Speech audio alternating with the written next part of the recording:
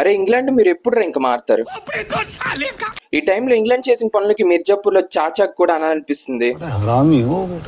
వీళ్ళు నిన్న మ్యాచ్ లో సాయి సుదర్శన్ ఇరిటేట్ చేశారు. నిన్న మ్యాచ్ లో సాయి సుదర్శన్ అవుట్ అయ్యి పవిలియన్ కి వెళ్తున్న వాడికి పుల్ల పెట్టి కెలికాడు బెండాకెట్ గాడు.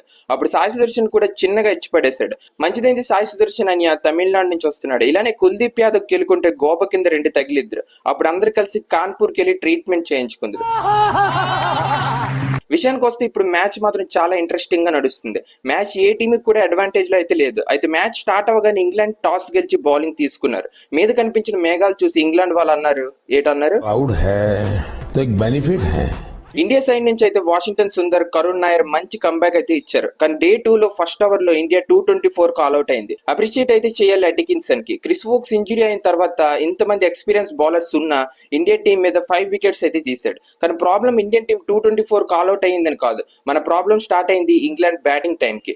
ఎందుకంటే వీళ్ళ బ్యాటింగ్ చూస్తే అనిపించింది టెస్ట్ మ్యాచ్ అని మర్చిపోయి T20లో 224 రన్స్ చేయాలన్నట్టు ఆత్రంతో హిట్టింగ్ అయితే మొదలు పెట్టారు. ఫస్ట్ 13 ఓవర్స్ కి ఇంగ్లాండ్ టీం 92 రన్స్ చేసేసింది. ఎలా అనిపించింది అంటే వీళ్ళు ఇవాళ 400 రన్స్ చేసి గానీ వదలరు అని. అయితే ఇదే టైం కి బెండాకెట్ ఇన్నింగ్స్ బ్రేక్ చేశాడు ఆకాష్ దీప్. అయితే లంచ్ టైం వచ్చేసరికి ఇంగ్లాండ్ స్కోర్ 109 ఫర్ 1 వికెట్. అయితే లంచ్ తర్వాత ఇండియాకి వచ్చింది కంబ్యాక్. ఆలోచించండి, ఇంగ్లాండ్ టీం లంచ్ ముందు గల్లీ క్రికెట్ లో చిన్న పిల్లల మీద ఆడుతున్నట్టు కొట్టారు.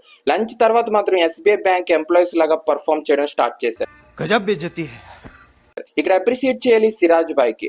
ఎప్పుడైతే బుమ్రా అవైలబుల్ లో ఉండడో ఇంటికి పెద్ద కొడుకులుగా రెస్పాన్సిబిలిటీ తీసుకుని బ్రేక్స్ లేకుండా 5 టెస్ట్ మ్యాచ్ లో ఇంజూర్ అవ్వకుండా రెస్పాన్సిబిలిటీ అయితే నిలబెట్టుకున్నాడు. అయితే ఇలా చాయ్ బ్రేక్ వచ్చేసరికి 215 రన్స్ కి 7 వికెట్స్ కి పడిపోయింది ఇంగ్లాండ్. అంటే ఇండియా స్కోర్ కి 9 రన్స్ వెనకాల.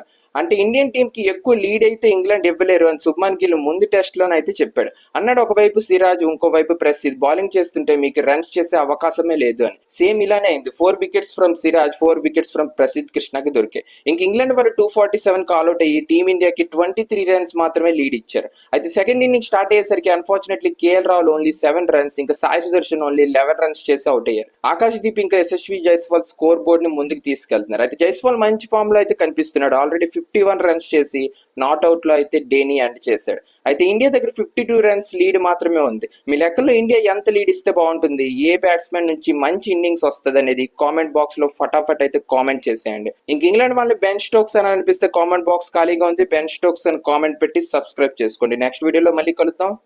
జై హింద్.